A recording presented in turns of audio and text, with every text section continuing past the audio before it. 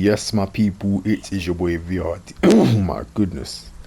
Yes, my people, it is your boy VRD, and the time has come. We are finally down here on the Birmingham Cross City line at Redditch Station. I've been starting to learn this route very slowly. Work and gym has been getting in the way, so I haven't had a lot of time for Train Sim World this week. But yeah, I've started making some decent progress in learning this route. At the moment, I know the route between Redditch and Bromsgrove and Kings Norton. So for reference, this is Redditch Station here where we are now.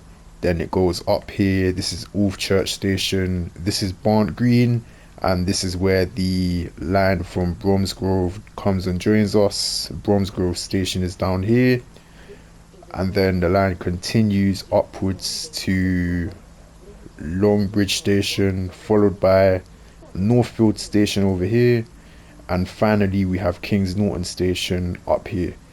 So beyond here is unknown territory. I only know up to Kings Norton, which is here. So this lower section of the route here, and as you can see, it continues all the way up to Lichfield Trent Valley. So yeah, quite a long route. It's going to take quite a while for me to learn this, but we'll get there eventually. Right, so the train we're going to be driving today is a class 323. I believe the family it belongs to is it's either the networker family or the hyper networker. I can't remember, but it is similar to a class 465 networker that you find on the southeastern lands. There's just a couple of differences. It's not as powerful as well. Although that being said, it does have a higher top speed, but it doesn't really feel as powerful in terms of the acceleration, and the handling's a tiny bit different as well. It almost handles like a class 313. I know that sounds a bit insane, but I don't know. It's just the handling just feels different. But we are due out of Redditch Station in about 8 minutes time, so I'm gonna begin with the startup, not the startup, the setup procedure here. The game time is synced with real time, guys, so it's 6 o'clock in the morning in real life, so apologies if I sound a bit dead. So we're gonna begin by entering the rear cab here. Just gonna sit in the seat to take command of the service, and the first thing you want to do is ensure that the power brake controller is in the full service position, so which it was. The reason I say that is because sometimes with the class 323, when you take command of the train, the power brake controller will be in the off position, so like this. And as you can imagine, if you're on a downward gradient or an upward gradient, your train is going to begin to roll. So immediately just ensure that that is in the brake step 3 position there. Next thing we're going to do is turn on the tail lights. We're going to set the driver reminder appliance. You don't have to set the driver reminder appliance in the cab facing away from the intended direction of travel, but I just prefer to do that because that is a bit more realistic. Just ensuring that no master key is inserted, ensuring that the FNR switch is in the off position, and that is it for this end of the train. So we're going to exit the cab, close the cab door, and just ensure that we have the 2 red tail lights being displayed correctly, which we do. So we're now going to make our way towards the front of the train. So yeah, this is going to be a shorter than normal video. I'm only going to take this thing down to Kings Norton, so that is Wolf Church, Barnt Green, Longbridge and Northfields. It's only 5 stops, but yeah, that's all I have time for today, and I just want to showcase this route to you guys a bit, even though it's been out for about a year now. But I've only just started driving on it. I've only just started learning it. So yeah, we're up at the front of the train, just performing an inspection of the front of the train here. You can see we have no lights switched on, and down at the other end there was no lights switched on as well initially. I think that is because the train has been stabled here at Redditch overnight, I believe. I I think in real life, when you're stabling a train, you would leave the tail lights on anyway. It depends, because sometimes I have seen trains stabled like this without any lights on, but a lot of the time the tail lights will be left on, so I'm not sure. I don't know, just thought I'd point that out. So we're gonna enter the front cab here. Immediately, I'm going to, do you know what? Let me turn on the cab light first, because that will make life easier. And I need to actually hurry up because we haven't got a lot of time before we are due out of here. So I'm going to immediately come over to the safety systems isolation switch panel. And the two switches that we need to turn into the vertical normal positions are the AWS isolation switch. So you can see it that here, that is the second switch from the top. And then the vigilance isolation switch, which is the second switch from the bottom. Those two switches need to be turned into the vertical normal positions. I think I might have said vertical isolation positions before by mistake, but I can't remember. But if anything, I'll just edit it out. So yeah, second switch from the bottom and second switch from the top. All the other switches don't need to be touched. Now I'm gonna sit in the driver's seat, set the DRA. We'll just quickly check our tail lights as well, ensure that they are being displayed correctly. Yep, tail lights are working fine. We are now going to insert the master key, move the F and R switch into the neutral position, and acknowledge the AWS self-test sequence, like so. There we go. I'm going to immediately open the passenger doors on the right hand side here. Oh yeah, another thing I need to point out, on the class 323, in order, do you know what? Yeah, just once again ensure that the power brake controller is in the brake step 3 position, but I believe it was, I think it's only if you're taking command of a train that was already being driven by the AI. I think that is when the power brake controller will be in the off position by default. But if you're taking command of a train that's spawned in a stationary state like this one, then you probably don't need to worry about that. But yeah, just be cautious of that. As I was saying, to take control of the doors, you need to insert a door key switch in this little panel up here and turn it into the on position, just like so. And that will provide you with control over the passenger doors. So like I said, I'm going to cross over to the right hand side and open the passenger doors on the right hand side of the train. Cool. Sitting back in the driver's seat, now we are going to turn on the headlights. I'm going to select the night running position because it is still fairly dark. I'm going to turn off the tail lights as well. And we're going to pop outside to ensure that the headlights are being displayed correctly, which they are. Brighter headlight is shining from the driver's side, and the not so bright LED star light is shining from the non-driver's side, which is the night running configuration. Returning to the cab, sitting back in the driver's seat again. I'm now going to turn on the windscreen wipers because it is pouring down with rain. Hello? Okay, there we go.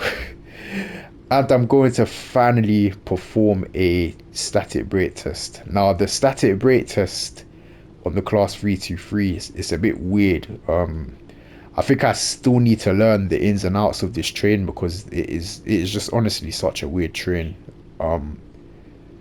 Sometimes your brake cylinder gauge will be held at 4 bar, so you'll have an emergency brake application that will be held in whilst the train is stationary. In this case, it hasn't been held at 4 bar. You can see that is currently at 3 bar, so it's corresponding with the brake step 3 position. So I'm just going to quickly perform a static brake test now. Static brake test is done by selecting the emergency position, back down to brake step 3, down to brake step 2, then down to brake step 1, momentarily releasing the brakes, then straight back into emergency, then back into brake step 3. and you want to ensure that the brake cylinder gauge reading corresponds with all of those moves. So if you were paying attention, you would have seen that the brake cylinder gauge reduced down to 2 bar, then down to 1 bar. Then it began to fall towards zero, but I stopped it from reaching zero by putting the. We'll just go through it again quickly. You can see brake step 2, we have a reading of 2 bar, brake step 1, a reading of 1 bar, then releasing, it begins to fall towards zero, but then I shoot it back into the emergency position, because if it reaches zero, that means that you have no brakes currently applied and you're just going to begin to roll off. So yeah, you don't want to let it get all the way down to zero, but you just let it begin to fall to zero just so you can observe the fact that the brakes are able to release. Also, you want to test your emergency brake plungers. So there's 2 emergency brake plungers in the cab.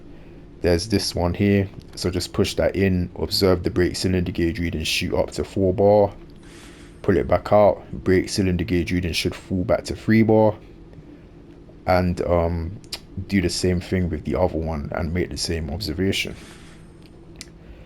And that is that. So the setup procedure is complete. In fact, no, it's not complete. So we're now within 2 minutes of our scheduled departure time. So that means that the service has now commenced in the game. So what we can do now is come over to this GSMR handset thing here and press the registration button. So the button at the very top right, you press that and that registers you on the GSMR system. So you can see our head code there, 2Papa04. We just go into the calling pattern here. You can see we are service 2Papa04, Redditch to Litchfield, Trent Valley, and we're going to be calling at Church, Barnt Green, Longbridge, Northfields, Kings Norton, and that is where I'm going to end the video. But then this will be continuing for quite some time onwards to Litchfield, Trent Valley.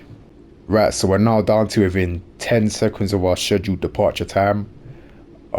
What I'm gonna do is check our platform starter signal. You can see we have a green aspect now. I'm gonna cross over to the cab, look back along the train. There's no CCTV monitors fitted to the class 323, so you have to manually look back along the platform when you're closing the doors. Pressing the door close button here.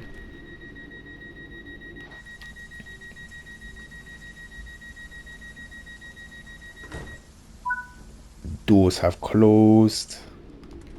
Closing the cab door, sitting in the driver's seat. I'm gonna turn off the cab light because I don't really like driving with the cab light on. Final glance at the signal, it is still green, so I'm gonna reset the driver reminder appliance. And departing from Redditch here, I'm gonna perform a test of the hill start button. So selecting forward on the FNR switch, I'm holding in the hill start button. That is done by pressing L2 on the PS5. That would be, I think that would be LT on Xbox, and I don't know what it is on PC. Gonna release the brakes, so select the off position on the power brake controller and still holding in the hill start button. You want to observe a reading of 1 bar on the brake cylinder gauge. Now select power notch 1. Wait for about a second. You should hear the motors of the train begin to kick in. Release the hill start button. Your brake cylinder gauge reading should fall to 0 and your train should begin to move off. Now that we're moving, I'm going to up the power to notch 2. Speed limit departing Redditch station is 30 miles an hour. So I'm just going to remain in power notch 2 for now until we get up to 30 miles an hour. Once we get up to 30 miles an hour, I'm going to perform a running brake test. So we're now up to 30 miles an hour. I've shut off the power and I'm going to make an immediate brake step 2 application and observe our speed fall by 10 miles an hour, which it has now done. So I'm immediately releasing the brakes. And because we're on a bit of a steep downward gradient departing from Redditch station, I'm actually gonna allow gravity to bring us back up to 30 miles an hour as opposed to using the power notches to do that. So you can see we're slowly beginning to roll back up to 30 miles an hour. And by the time we do reach 30 miles an hour, the speed limit would have increased to 70 miles an hour.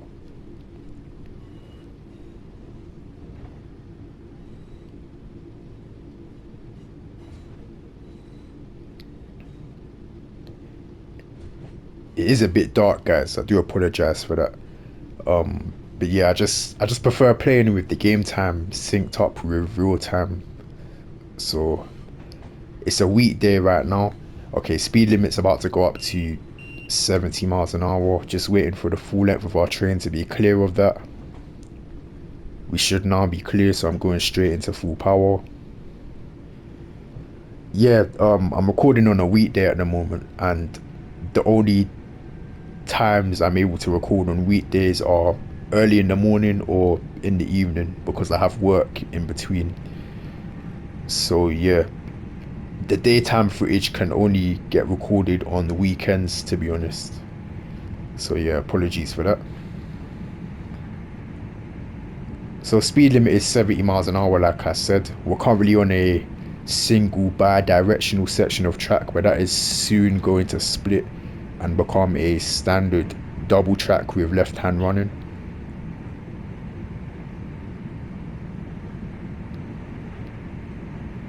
So we're up to 65 miles an hour. Gonna reduce the power to notch 3. Now reducing it to notch 2. We're on a bit of a climb at the moment, so we should be able to maintain 70. Is that a red signal? I thought that was a red signal, you know. I almost had a heart attack. That looked like a red signal. Alright, yeah, so I'm in power notch 2 at the moment. That seems to be maintaining 70 miles an hour quite well. Very shortly we're gonna have a warning board for a reduction in the speed limit down to 40 miles an hour. So I'm just anticipating that now. Just acknowledge the AWS warning regarding that warning board, and there's the warning board itself. So I've now shut off the power. And about, I'd say, a couple of seconds after passing that warning board, if you're traveling at 70 miles an hour, make a brake step 1 application, and that should bring you down to 40 miles an hour on a decent deceleration curve.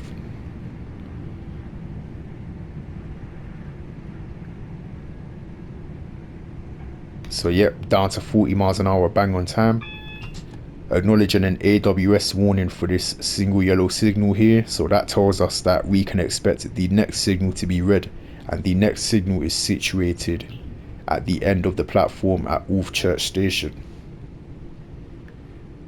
So I'm in the off position right now. We're on an upward gradient at the moment, so our speed is beginning to reduce because of gravity, but we're not too far out from Wolf Church Station. In fact, you can see the platforms of Wolf Church coming up now. So I've made a brake step 1 application, aiming for an entry speed of 20 miles an hour into the platform, and then I'm just going to use a series of brake step 1 applications to bring us to a nice and controlled stop. Stop in position for 3 carriage trains here at Wolf Church Station in this direction is just at the end of this brick pillar, so just stopping around there. There isn't a stop board associated with that for some reason, but I just happen to know where it is. Now that we're at a stand, always try to come to a stand with brake step 1 selected. Now that we're at a stand, brake step 3 neutral. The signal was red a second ago, but it's just changed to a green aspect because this train that was obstructing us is now clear of our path. So we don't need to set the driver a reminder appliance. And we have a door release on the left.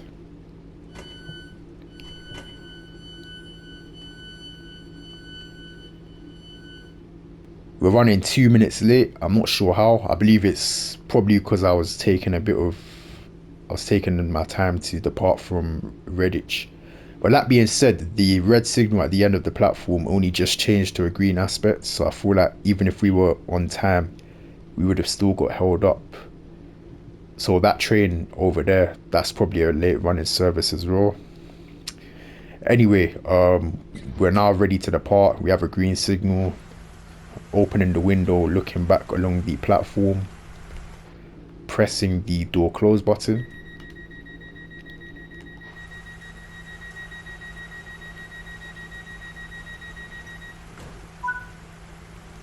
Doors have closed. A final glance of the signal.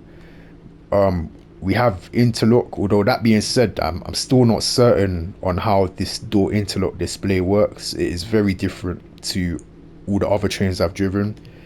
Sometimes it will display a blue indication, sometimes it will display a red indication.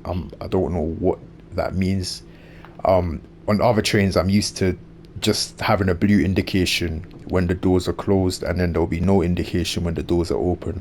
And sometimes that blue indication will be fitted to the door close buttons. So yeah, that's a bit confusing. Anyway, enough waffling. Gonna look back along the platform again. Green signal, and we're on an upward gradient departing from Ulf Church Station. So gonna use the whole start button.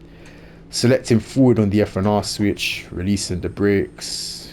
When that brake cylinder gauge reading hits 1 bar, selecting power notch 1, waiting for about a second and releasing the whole start button. Looking back along the platform as we begin to move off. Close your window. Double check the brake cylinder gauge up to power notch 2.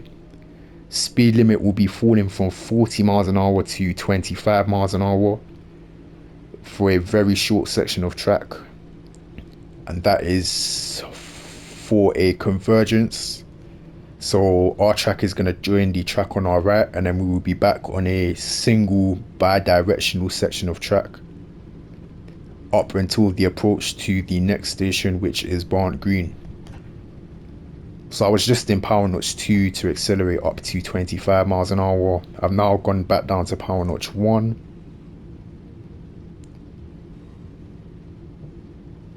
And we're still on an upward gradient, so power notch 1 hasn't really maintained 25 miles an hour. You can see our speed fell back down to 20, so I've gone back into notch 2 of power. As you can see, we just passed a board with the number 40 on it, so speed limit is now 40 miles an hour. I'm going to up the power to notch 3 because 25 and 40 are not too far apart from each other, so we don't really need a massive rate of acceleration. We're up to 35 miles an hour, so I'm now reducing the power to notch 2. And we're going to be on an upward gradient all the way into Barnt Green Station. So to maintain 40 miles an hour, I'm going to have to bounce between power notches 1 and power notches 2. Power notches 1 and 2. The AWS warning that we just received is regarding a reduction in the speed limit down to 15 miles an hour, but for some reason there isn't a warning board for that. So I feel like the developers missed out a couple of assets when they were building this route. But yeah, I feel like there would be a warning board for that in real life. But the 15 mile an hour speed limit commences shortly after the next signal that we're going to pass. So I'm just bouncing between power notches 1 and 2 here just to maintain 40 miles an hour. When we see a signal on the right, so you can see that coming up now, we can begin to anticipate the reduction down to 15 miles an hour. So I'd say shortly before passing that signal, get a brake step 1 application in, and that should bring you down for the 15 mile an hour speed limit. Just upping that to brake step 2 momentarily because I did wait a bit too long before applying the brakes. We entered the 15 mile an hour speed zone at about 17 or so, but it's not the end of the world. So I've now released the brakes. We're still on an upward gradient here, so I'm gonna have to use power notches 1 and 2 to maintain 15. On the class 323, power notch 1 is very useless at speeds above 10 miles an hour. You can see I'm in power notch 1 right now and our speed is still falling. So gonna up that to power notch 2 momentarily. Once we get up to 15, I'll reduce it back down to notch 1.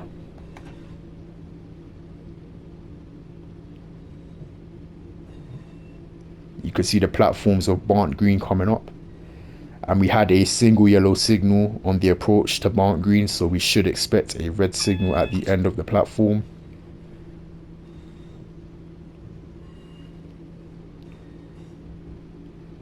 Yep, I can see the red signal now. Stopping position for 3 carriage trains here at Barnt Green is at the end of a shelter. So you can see that shelter coming up now. So I'm just making some brake step 1 applications. We're on a very steep upward gradient, so I need to try my best not to have a stop short here.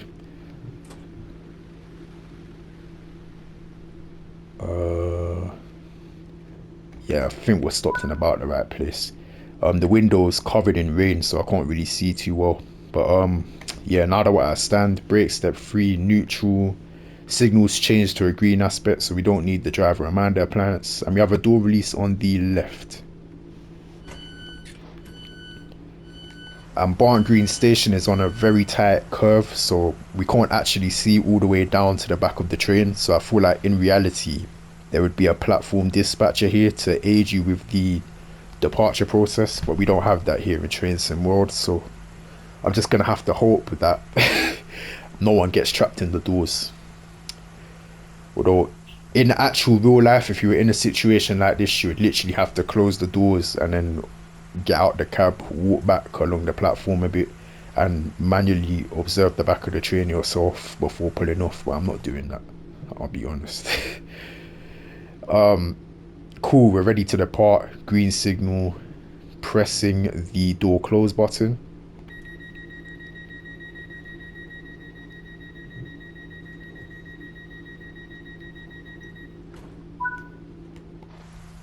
Final look, well, not a final look back, a penultimate look back. Green signal still, and we're on an upward gradient again, so using the whole start button, selecting forward, releasing the brakes, notch 1 of power, waiting for about a second, releasing the brakes, the whole start button, sorry. What the flip? And yeah, just looking back along the platform as we move off, closing the window and upping the power to notch 2, bearing in mind that the speed limit is still 15 miles an hour. And we're now passing over the summit of our climb, so we're now going to be on a downward gradient for the rest of the journey into King's Norton. So I'm going to shut off the power at about 12 miles an hour, and gravity should bring us up to 15 miles an hour. By the time we reach 15 miles an hour, the speed limit would have increased to 90 miles an hour. And our next station, which is Longbridge, is in about 2 or 3 miles time. In fact, we can check that. 2.5 miles. Look at that, bang on. I said 2 or 3 and it was in 2.5, slap bang in the middle. My geography is unmatched. So we just passed a little speed board down at track level with the number 90 in it. So once the back of our train has cleared that board, we can accelerate up towards 90 miles an hour, but we're not going to reach 90 miles an hour.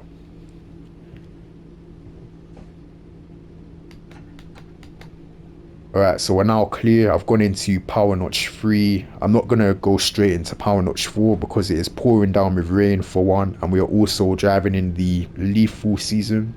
So going straight into power notch 4 is just going to cause you to slip and slide all over the place. So yeah, I just gone into power notch 3 and delayed the selection of power notch 4 until we got up to about 30 miles an hour or something. And you can see in the distance we have a double yellow signal, so in 2 signal spaces time we can expect a red signal. Now, the signals on this specific section of track are actually quite spaced out, so I'm actually going to remain in power notch 4 for a little bit longer. I know that seems absolutely insane, but trust me, I've driven on this section of track about 5 times now, so I have memorized the signal distancing. The following signal, which should be a single yellow signal, you want to be passing that at about 70 miles an hour, and that will bring you down for the red signal, which is the signal after. That will bring you down for that on a very decent deceleration curve. So you can see the single yellow signal coming up now. So I've made a brake step 1 application. We passed it at about 72 miles an hour. It does seem pretty scary, but trust me, if you pass that signal at about 70 miles an hour with a brake step 1 application, you'll be down for the red signal in time. The signals are very far apart from each other, because obviously speed limit is 90 miles an hour, and you're going to have other trains that will be traveling at 90 traveling along here. So if they were to come across that double yellow signal, then that gives them enough space to slow down. I can see the red signal coming up, and I'm gonna up the braking force to brake step 2 momentarily, because I got a bit scared, but I think brake step 1 would have been alright.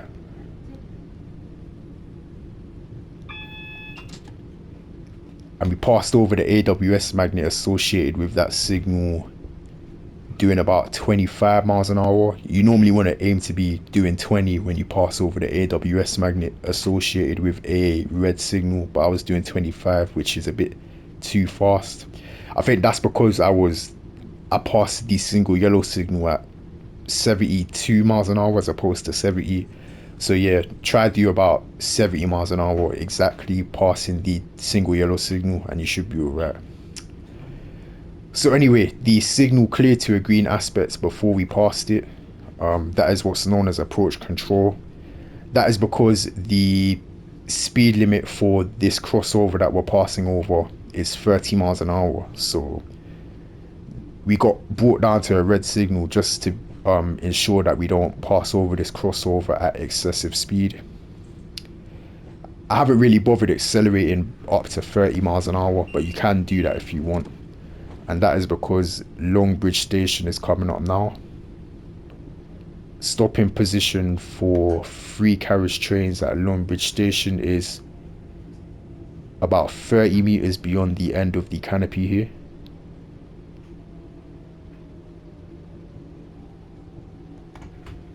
So I just use a brake step 1 application, up to brake step 2 momentarily, back down to brake step 1, brake step 2, releasing, up to brake step 1.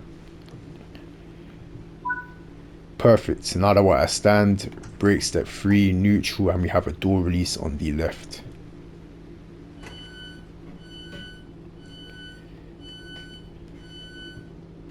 Right, so we are ready to depart. I can't actually see the platform start signal, but I do remember that the previous signal that we passed was displaying a green aspect. If you can't remember, then you have to look at your AWS visual indication. It is currently displaying the sunflower indication, which means caution. So that is because we obviously went over the AWS magnet associated with the red signal, but that signal changed to a green aspect. That's how I remember that the previous signal was green. But like I said, if you can't remember, AWS visual indication is showing a sunflower cautionary indication, so you'd have to assume that the next signal is going to be red, which means you'd have to depart using no more than power notch 2 and probably don't go above 25 miles an hour until you can see the following signal. But I'm not going to do that because I can remember that the last signal was green. Looking back along the platform, pressing the door close button.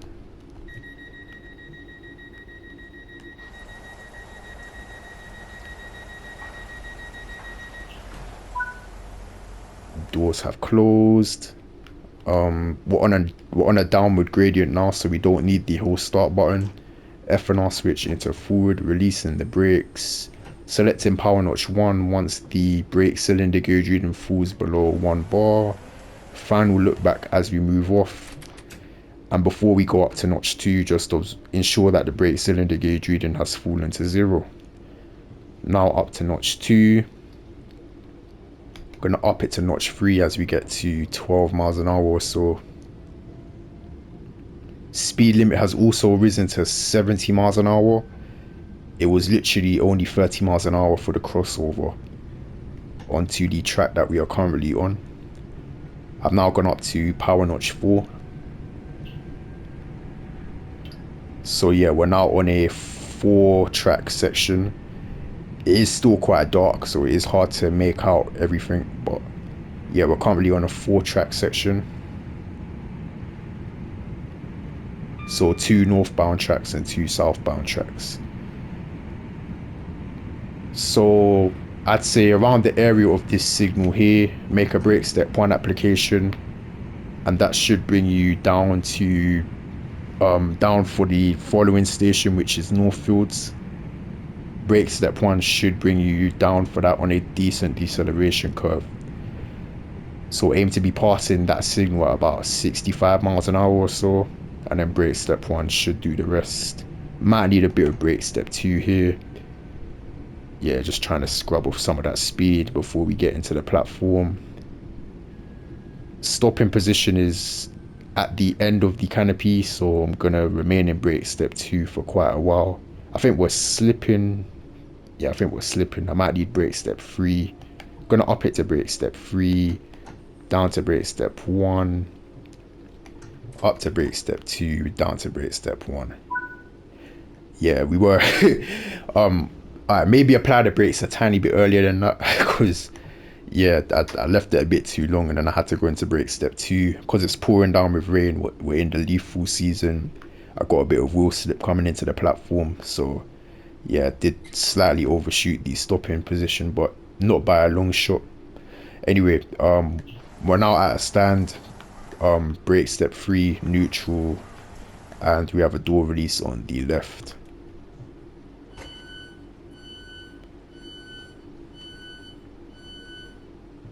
Right, we are now ready to depart. We've got some passengers walking towards the train, but they're gonna have to wait for the next one. I don't know why they were waiting all the way up there. Green signal in the distance. Looking back along the platform, pressing the door close button. Where is it? There it is. Sorry, you should have. I don't know why you're up. It's raining as well. There's a canopy right here. You're going up there in the rain where the train isn't gonna stop to wait. Nah, man. Alright, doors have closed. Final look back along the platform. F1R switching to forward. We're still on a downward gradient, so we don't need the whole start button. Just releasing the brakes. Selecting power notch 1. Notch 2. Looking back as we move off. Closing the window. Notch 3. Speed limit is still 70 miles an hour, but it will be reducing from 70 down to 40 on the approach to the next station, which is King's Norton, which is as far as I've learned up to. So I'm gonna end the video there, and then hopefully by the end of the week I should have learned the route up to Birmingham New Street or something, and then I can make another video. So up to power notch 4. I did go into power notch 4 slightly later than normal. That's because I was talking about the 40 mile an hour speed limit. Got a bit distracted. So we should shortly come up. There we go. Acknowledging the AWS alert regarding the warning board. There's the warning board itself for the reduction in the speed limit down to 40 miles an hour. We're now up to 70 miles an hour, which is the speed limit, so I've shut off the power.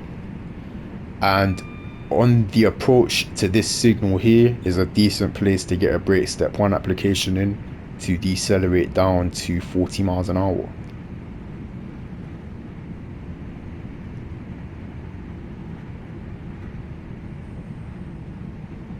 The speed isn't really coming down as well as it should be. I think that's just down to the poor adhesion conditions. Yeah, we've literally flown into the 40 zone at 45. So yeah, I am quite pleased that low adhesion is actually being simulated here. Our brakes really aren't that effective, because I've tested out that braking point in other videos, and it's not in other videos, in other runs that I've done in this route.